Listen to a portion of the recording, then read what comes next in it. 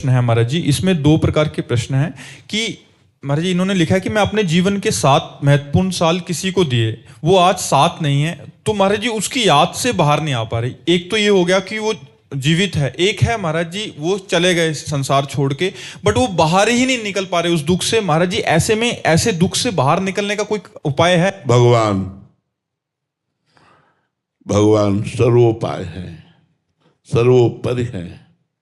यदि हम भगवान की शरण में होकर ये माने कि इतने दिनों का ही हमारा इनका संयोग था, इनका कोई दोष नहीं, मान लो दूसरे से प्यार करने लगे, हमको छोड़ दिया, तो भगवान का विधान यही था, इतने दिनों तक हमें सांसारिक पुरुष का संग मिला, अब मैं सच्चिदानंद का संग प्राप्त करूंगी। अगर शरीर छूट जाता तो इतने दिनों के लिए ही ये आए थे, ये पति रूप में आए हुए परम पति श्री कृष्ण ही थे, अब मैं श्री कृष्ण का भजन करूंगी और अपने को किसी और को नहीं श्री कृष्ण को समर्पित कर दूंगी, तो जीवन निहाल हो जाएगा, अन्यथा डिप्रेशन में पहुंच जाएगा और वो दुख नाना प्रकार की प्रवृत्ति या व्यभिचार प्रवृत्ति में प्रवृत्त हो जाएगा, नशा आदि करने लग जाता है। हाँ, या तो व्यभिचार प्रवृत्ति में प्रवृत्त हो जाएगा या डिप्रेशन में चला जाएगा। ये संसार दुखमय है, यहां कोई किसी का साथ दे बराबर असंभव, क्योंकि माया की इस तूफान भरी नगरी में जैसे तिनके मिलते हैं बिछुड़ जाते हैं, ऐसा यहां होता रहता है। यही भय हमको भगवत मार्ग में लाया। जब हम स्कूल से आते थे तो माँ को देखते थे तो सोचेंगे ये पधारेंगी मरेंगी, जब माँ मरेंगी तो हम कैसे रह पाएंगे। पिताजी के देखते, परिवार के सदस्यों को देखते तो लगता जब ये पधारेंगे तो हम कैसे जी पाएंगे।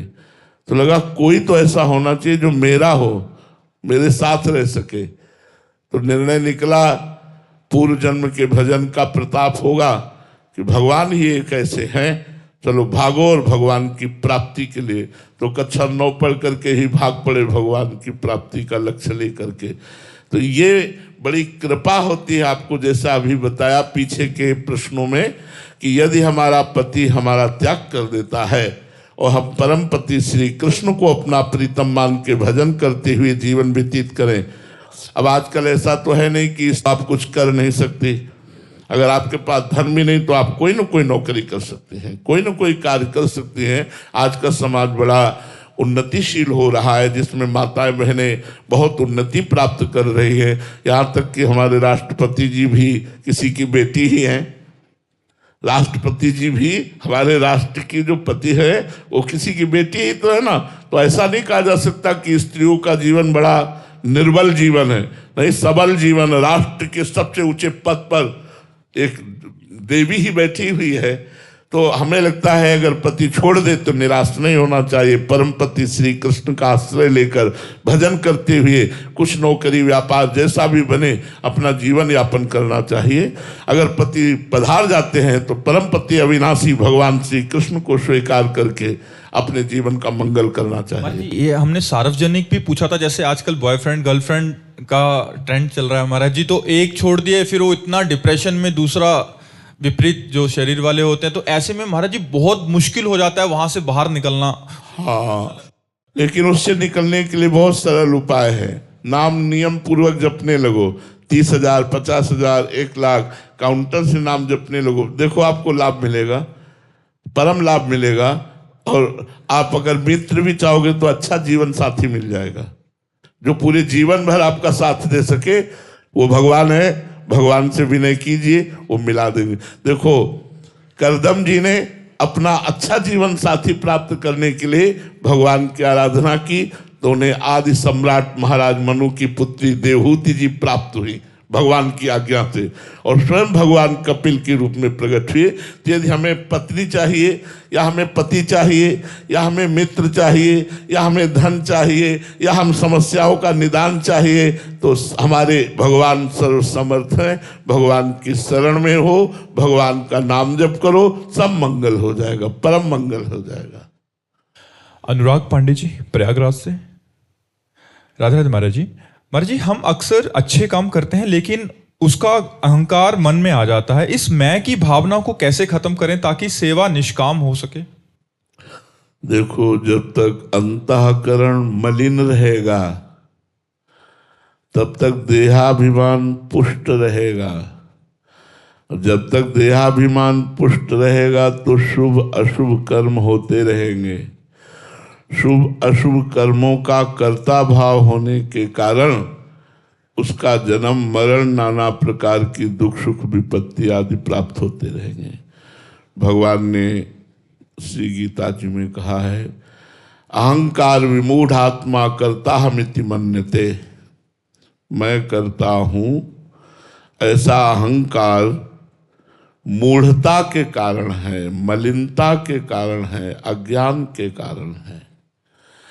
यदि हम किसी संत महापुरुष के चरणों का आश्रय लेकर और उनके द्वारा बताई हुई उपासना पद्धति से भजन करें और उनकी अधीनता स्वीकार करें, ये बिल्कुल ठीक समझ लेना। जब तक किसी संत महापुरुष की अधीनता स्वीकार करके भजन नहीं किया जाता तब तक कर्ता और भोक्ता भाव मिटता नहीं है। कर्ता भोक्ता भाव होने से ये संस्कृति चक्र में बार बार जन्म मरण दुख विपत्ति ये सब आता रहता है। उसका भोक्ता बनना पड़ता है, ना होते हुए भी। जीव भगवान का स्वाभाविक सहजानंद स्वरूप अंश है।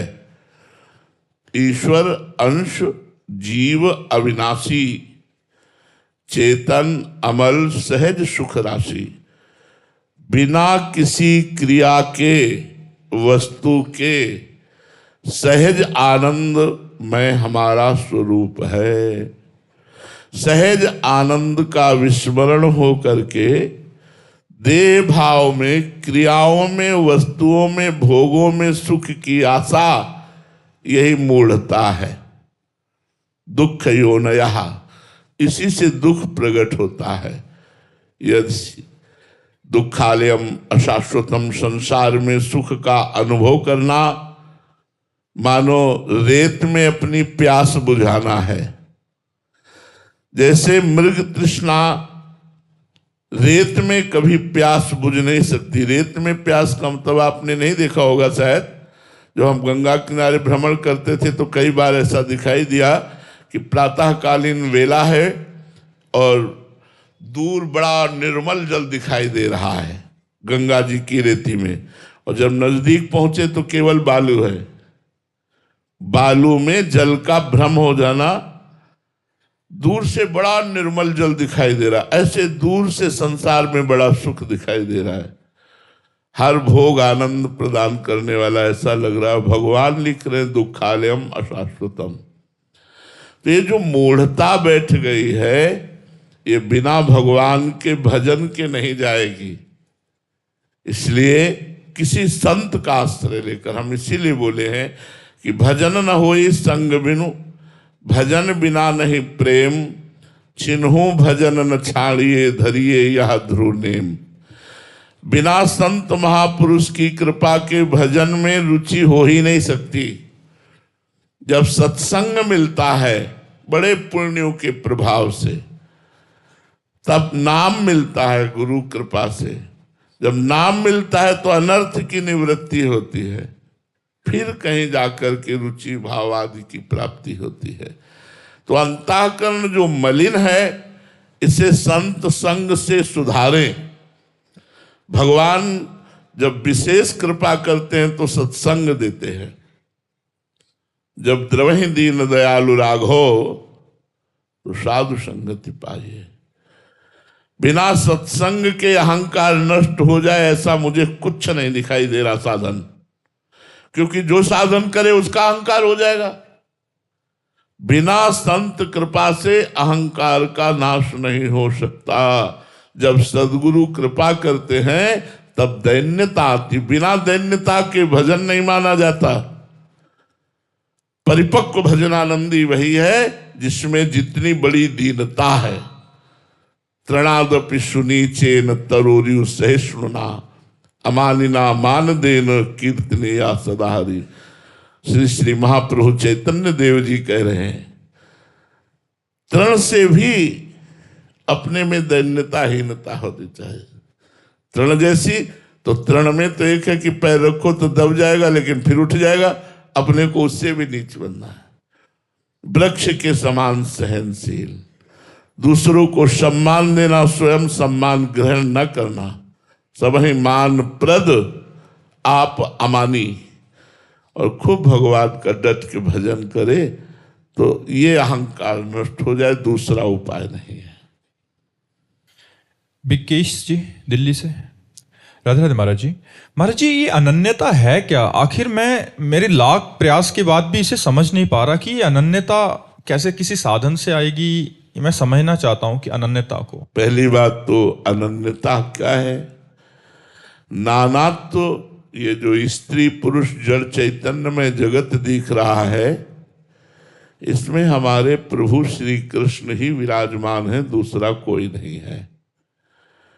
वासुदेवा सर्वमिति सा महात्मा सुदुर्लभा, बहूनाम जन्मनावन्ते ज्ञानवान माम प्रपद्यते, वासुदेवा सर्वमिति सा महात्मा सुदुर्लभा।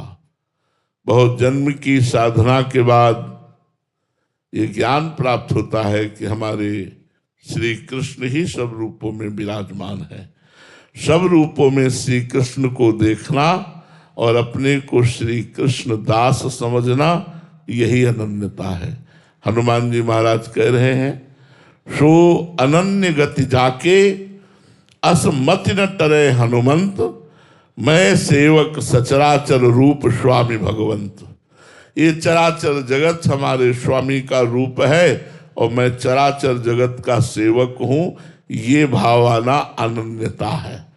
सब में अपने प्रभु को देखना और मैं हूं सबको निज दास, सबका दास हूं, ये हमारी वैष्णव पद्धति है। सबके चरणों का मैं सेवक हूं, सब रूपों में मेरे प्रभु विराजमान है, ये बहुत ऊंची बात है अनन्यता। अब ये आती कहां से है? अनन्य रसिकों के संग से। जब तक अनन्य रसिकों का संग नहीं करेंगे तो अनन्यता को अपनी बुद्धि से नहीं समझ सकते हैं। इसीलिए भगवान ने साधु रूप धारण किया है, गुरु रूप धारण किया है। भगवान ही है, संत भगवान कहे जाते हैं। संत भगवान मोरे मन प्रभु अस विश्वासा, राम ते अधिक राम कर दासा। तो भगवान के जितने भक्त जन हैं, संत जन हैं, भगवान ने स्वयं कहा है, सातो सम मोहिमय जग देखा, मोते अधिक संत कर लेखा। यदि हमें सत्संग मिल जाए और हम संतों की वाणी के अनुसार अपने जीवन को बना पावे तो हमारे जीवन में अनन्यता आ जाएगी, अन्यथा दूसरा उपाय नहीं है। अनन्यता कोई बुद्धि की समझ नहीं है कि हम अपनी बुद्धि से समझ लेंगे। सर्वत्र भगवत दर्शन अनन्यता का स्वरूप है। जब हमारा सर्वत्र भगवत दर्शन होता है तब ये सब राग द्वेष मिट जाते हैं। उमा जे राम चरण रत, विगत काम मद को हो, निज प्रभु में देखें जगत, कैसन करें विरोध। जब सब में अपना प्रभु है तो किससे राग करें, किससे द्वेष करें? वो अनन्य महापुरुष हो जाता है। भगवत साक्षात्कार की स्थिति है ये अनन्यता। पर इसको प्राप्त करने के लिए पहले सद्गुरु की अनन्यता ले, तब इष्ट की अनन्यता आती है। ओम कुमारी जी छत्तीसगढ़ से। राधे राधे महाराज जी। महाराज जी, आपके सत्संग से ज्ञात हुआ कि अनेक जन्मों के पुण्यों से मुमुक्षुता जागृत होती है। यदि कोई साधक साधिका संसार की प्रतिकूलता से विरक्त होकर भगवान की ओर प्रवृत्त हुआ तो क्या वो मुमुक्षु नहीं कहलाता? इसकी अरे वो अनंत जन्मों के पुण्यों से ही प्रतिकूलता मिली है। जो प्रतिकूलता भगवान की तरफ बढ़ावे तो वो सुकृत से प्रतिकूलता मिली है, सुकृत से प्रतिकूलता मिली है। वो प्रतिकूलता बड़ी लाभदायक है, वो दुख बड़ा लाभदायक है। वो विपत्ति बड़ी लाभदायक है जो विपत्ति मुझे संसार से हटाकर गोविंद के चरणों में बैठाल दे, भगवान के चरणों का प्रेमी बना दे, भगवान का नाम जापक बना दे, सत्संग दिलावे। वो प्रतिकूलता अहोभाग्य है, धन्य है वो प्रतिकूलता। यद्यपि लोक में दुर्भाग्य माना जाता है लेकिन परमार्थ में उसे सौभाग्य माना जाता है।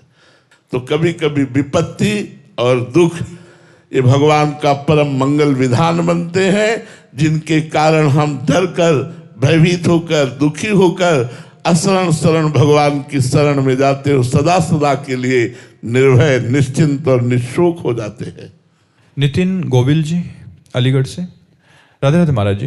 महाराज जी, आज के समय में हम जैसे युवा पैसा कमाने और सफलता पाने के पीछे भागते हुए अंदर से अशांत से हैं, कृपया बताएं कि हम कैसे अपने जीवन में भक्ति और अर्थ दोनों का संतुलन बना सकते हैं ताकि सफलता भी मिले और मन की शांति भी मिले। बच्चा, पहली बात तो है कि व्यभिचार प्रवृत्ति से मन को रोके, व्यसन से मन को रोके, नशेबाजी से मन को रोके, गंदे आहार से मन को रोके, गंदे संग से मन को रोके और फिर साधु संग करे, नाम जप करे, शास्त्रों का स्वाध्याय करे और खूब मेहनत कमाकर धन पैदा करे। जो पैसा आवे वो मेहनत का आवे, चाहे रिक्शा चलाना पड़े, फावड़ा चलाना पड़े, वो कोई भी कार्य हो, ईमानदारी का कार्य हो, मेहनत का कार्य हो और उससे कमाए हुए धन से परिवार का पोषण करे और उस कर्म को भी कृष्णार्पण वस्तु कर दे तो गृहस्थी में रहते हुए भी उसे भगवत प्राप्ति हो जाएगी। धर्म पूर्वक कर्म करे, किए हुए कर्म को भगवान को समर्पित कर दे, आई हुई धनराशि से संत महात्मा परिवार इनका पोषण करे और नाम जप करे, निश्चित भगवान की कृपा से उसका इस जन्म में ही भगवत प्राप्ति हो जाएगी, कल्याण हो जाएगा। राधे राधे महाराज जी।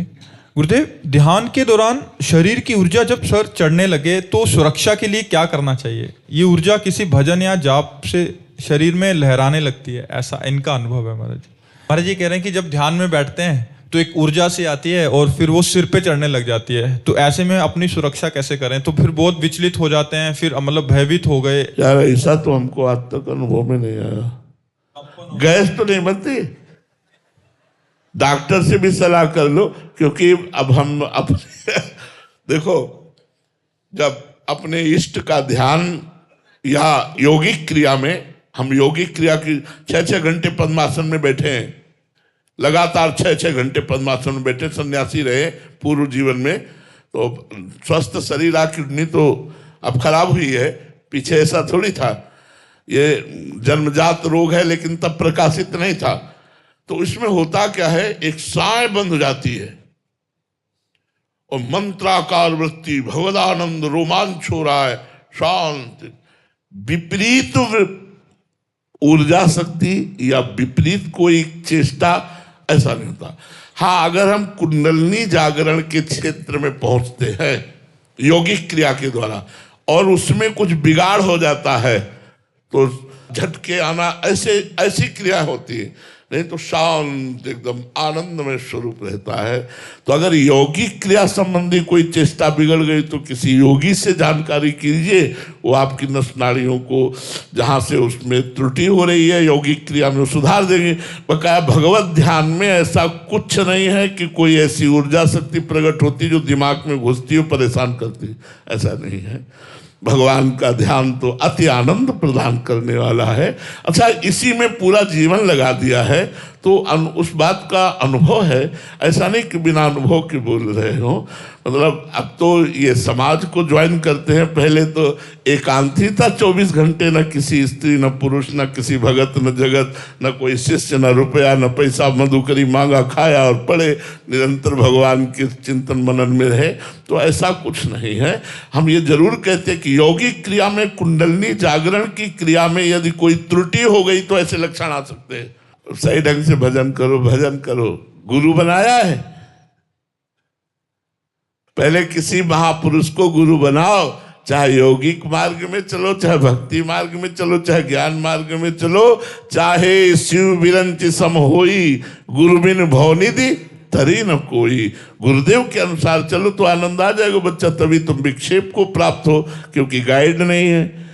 गुरुदेव रूपी गाइड के बिना अध्यात्म में अंधकार छा जाता है, फिर नहीं चल पाता है। इसलिए हमारी प्रार्थना है, पहले किसी सदगुरुदेव का वर्ण करो, भगवान से प्रार्थना करो, हे श्री कृष्ण आप ही सदगुरुदेव हैं।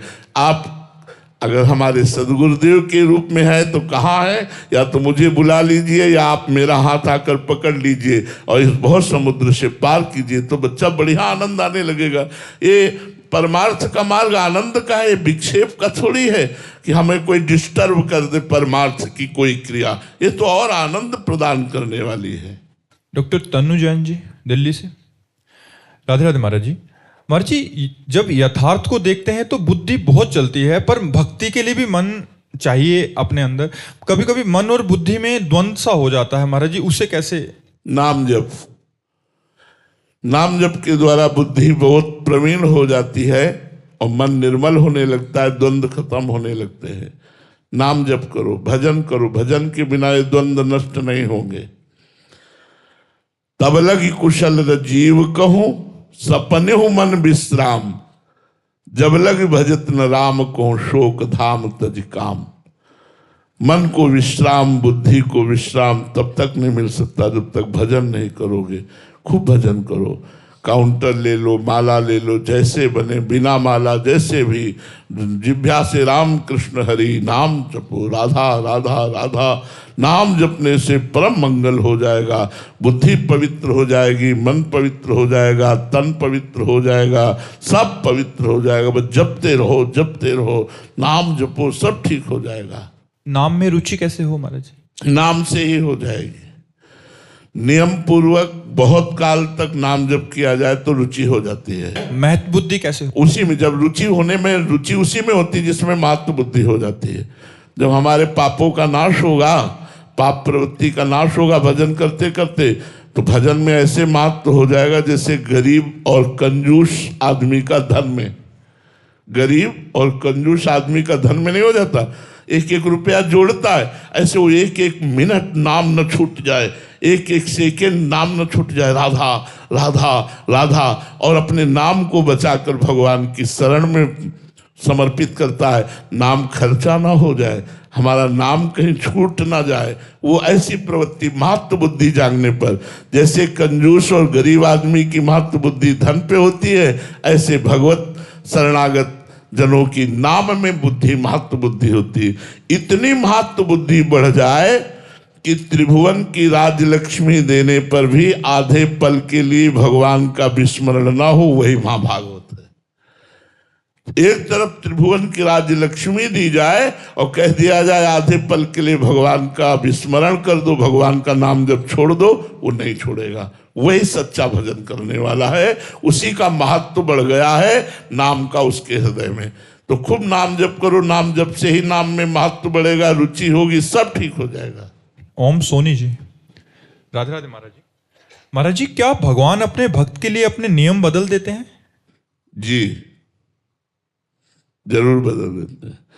अपना प्रण झूठा करके अपने भक्त की बात को सत्य करते हैं, अपने नियम को हटा करके भक्त की बात को पूरी करते हैं। भगवान सत्य संकल्प हैं, जैसे उन्होंने नियम लिया दुर्योधन और अर्जुन के सामने। एक तरफ हमारी सेना रहेगी और एक तरफ मैं जिधर रहूंगा प्रण करता हूं, हाथ में अस्त्र ग्रहण नहीं करूंगा। दुर्योधन ने सोचा जब अस्त्र ही ग्रहण नहीं करोगे तो तुम्हारे को रख के क्या, युद्ध में तो मुझे अस्त्र युक्त महान बल प्रदर्शन करने वाला योद्धा चाहिए। तो भगवान ने अक्षोणी सेना दे दी, नारायणी सेना, और अर्जुन ने भगवान को स्वीकार किया। भगवान का प्रण था मैं महाभारत युद्ध में अस्त्र ग्रहण नहीं करूंगा, लेकिन एक लीला घटी जिसमें भगवान ने अपने प्रण को विसार कर भीष्म जी के प्रण की रक्षा की। संपूर्ण महाभारत के शिविरों में सूचना बिजली की तरह दौड़ गई कि भीष्म पितामह जी ने 5 बाण निकाले हैं, कल 5 पांडवों का वध निश्चित है। दुर्योधन ने ऐसा प्रेरित किया तो भीष्म जी ने संकल्प कर लिया। भीष्म प्रतिज्ञा सुनते ही हाहाकार मच गया पांडवों के शिविर में। द्रौपदी जी भगवान के समीप आई और प्रणाम करते हुए कहा, केशव क्या तुम्हारे होते हुए मेरा सुहाग उजड़ जाएगा? तो भगवान ने कहा, असंभव, संभव ही नहीं हो सकता। बोले संभव तो हो गया। भीष्म प्रतिज्ञा प्रसिद्ध है और भीष्म जी ने प्रण किया है कि कल मैं अगर जीवित रहा तो 5 पांडवों में से मारूंगा इनको। तो भगवान ने कहा, मारने योग्य ही नहीं रहेंगे। अगर उन्होंने ये बात कही है तो मारने योग्य ही नहीं रहेंगे। चलो मेरे साथ चलो। भगवान ने द्रौपदी की दासी की वेशभूषा धारण की। जब शिविर में पहुंचे तो महान वैष्णवाचार्य हैं भीष्म जी, तो द्रौपदी जी से कहा, पादुका उतार, और पादुका लेकर अपने पीतांबर में से छुपा लिया। बोले जा नंगे पैर जा, क्योंकि एक महावैष्णव के चरणों में जा रही, जाके तो घूंघट करना और दंडवत करना। द्रौपदी जी गई और दंडवत की तो भीष्म जी ने समझा दुर्योधन अभी प्रण दिला के गया है, तो उसी की पत्नी आई होगी प्रसन्नता के कारण दंडवत करने। तो कहा, सौभाग्यवती हो। यही सुहागिन स्त्रियों को वरदान दिया जाता है। हम लोग भी अपनी लाडली जी को यह आशीर्वाद देते, लाडली जो थारो अविचल रहो जो सुहाग, सौभाग्यवती हो। हटाया घूंघट और कहा, अब ये वचन सत्य माने या थोड़ी देर पहले वाला वचन सत्य माने? पहले आपने प्रण किया है कि 5 पांडवों का वध कल करेंगे, और संध्या का समय इस समय आप बोल रहे हैं सौभाग्यवती भव, तो भीष्म की कौन सी बात सत्य होगी? माला छूट गया हाथ से। जो माला चल रहा था वो छूट गया और कहा, यहां तक तुम्हें लाया कौन है? जो लाया है वो कहाँ है? क्योंकि तुम अकेले आ ही नहीं सकती थी। खड़े हुए चारों तरफ दृष्टि डाली तो दरवाजे पर एक दासी दिखाई दी। वहां नजदीक पहुंचे तो देखा श्याम सुंदर।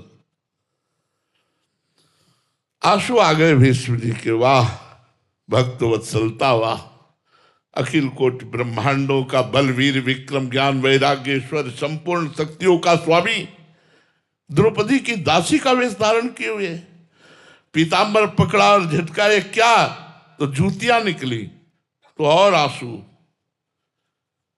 ध्येयम सदा परिभवग्नम अभीष्ट दोहम तीर्थास्पदम शिव विरंच नुतम शरण्यम भृत्यार्थी हम प्रणत पाल भवाब्धिपोतम वंदे महापुरुष ते चरणारविंदम। जिनके चरणों का ध्यान देवादिदेव महादेव शंकर और ब्रह्मा आदि करते हैं, वो द्रौपदी की पादुका लिए दरवाजे पर खड़ा है। उन्होंने कहा, बेटी जिसका रक्षक ये होता है, हम क्या काल की भी ताकत नहीं कि उसका सुहाग उजाड़ सके। भगवान की तरफ देखा और कहा, मेरा प्रण भंग किया ना तो मैं गंगा पुत्र नहीं कहलाऊंगा यदि कल युद्ध में तुमसे तुम्हारा प्रण न तोड़वा दूं। तुमने प्रण किया है कि महाभारत में मैं अस्त्र नहीं ग्रहण करूंगा तो मैं गंगा पुत्र शांतनु पुत्र भीष्म नहीं कहलाऊंगा यदि तुमसे अस्त्र न ग्रहण करवा लूं। भगवान हंसती और कहा, अपने भक्ति के लिए अपना प्रण छोड़ना मेरे लिए कौन सी बड़ी बात है। भगवान ने अपना प्रण छोड़ा। दूसरे दिन भीषण युद्ध भीष्म पितामह ने किया। भगवान और अर्जुन सबको बाणों से बेंध दिया। जब देखा कि अर्जुन के प्राणों पर आ गई, कूद पड़े रथ से और उठाया रथ का पहिया, भीष्म को मारने के लिए दौड़े। बोले बस बस बस, यही देखना चाहता था कि अपना प्रण छोड़ते हो कि नहीं। इतने में सामने शिखंडी को कर दिया गया। अस्त्र शस्त्र भीष्म जी ने रख दिए क्योंकि वो अंबा ही पूर्व जन्म की थी, और अर्जुन ने मार करके बाणों की सैया पर लिटा दिया। ये बात अपने प्रण को भूलकर अपने भक्त की बात की रक्षा करना, अपने नियम को तोड़कर अपने भक्ति के नियम को पूर्ण करना ये भगवान का सहज उदार स्वभाव है। हमारे भगवान ऐसे भक्तों से प्यार करते हैं।